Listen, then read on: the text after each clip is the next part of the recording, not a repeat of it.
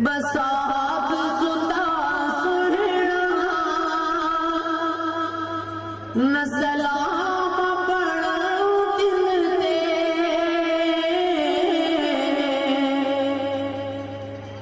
بسات ستا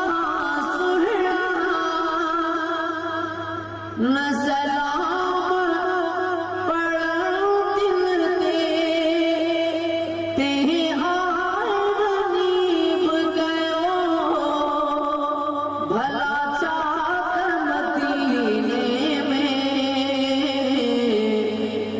مجھے سون سدی ساری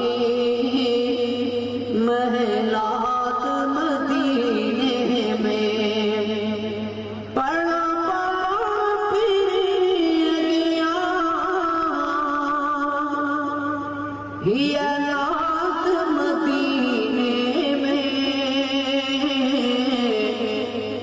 مجھے سون سدی ساری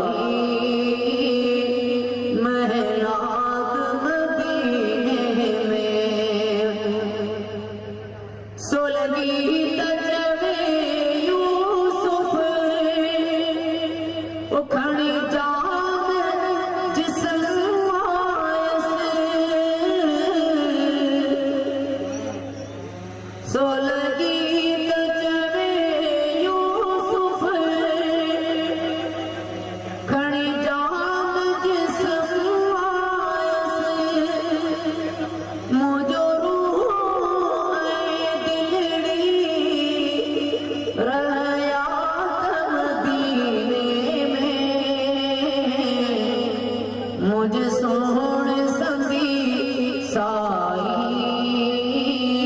محلات مدینے میں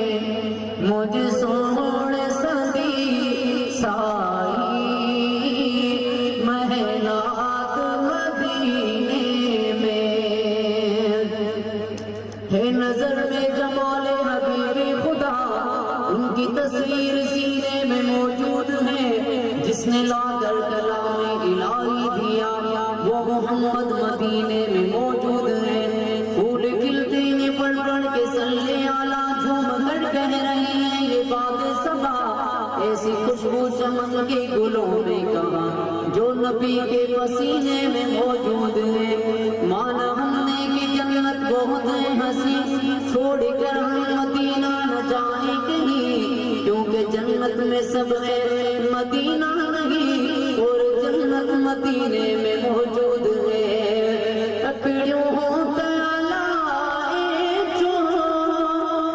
ندیدار جاتا تھا جلد ون گزرو دی رات مدینے میں مجھے سون سدی ساری محلات مدینے میں اللہم صلی علی محمد النبی وعلی آلہ وآصحابہ وبارک وسلم اچھا تو یہ آخر نظم توجہ پیش کرے پن جگہ اٹھنے شہر سنسار میں بیاب سویڑا گھڑا پر مدینوں تمنتا لگے نہ تو شہر سنسار میں بیاب سویڑا گھڑا پر مدینوں تمنتا لگے نہ تو بھولے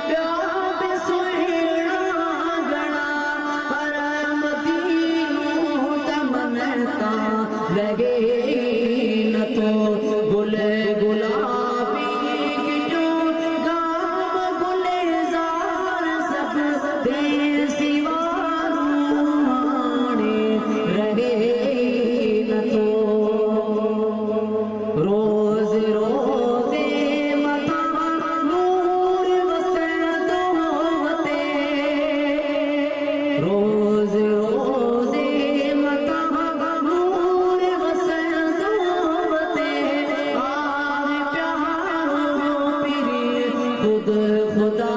جو جتے دل اندر پیو جے کہانو چہین تو پر مدینو تمن تا لگے نہ تو شہر سنسار میں پیار سہیڑا گنا پر مدینو تمن تا لگے نہ تو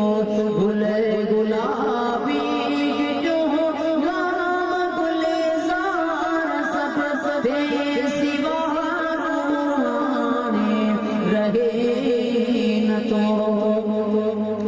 گڈے گل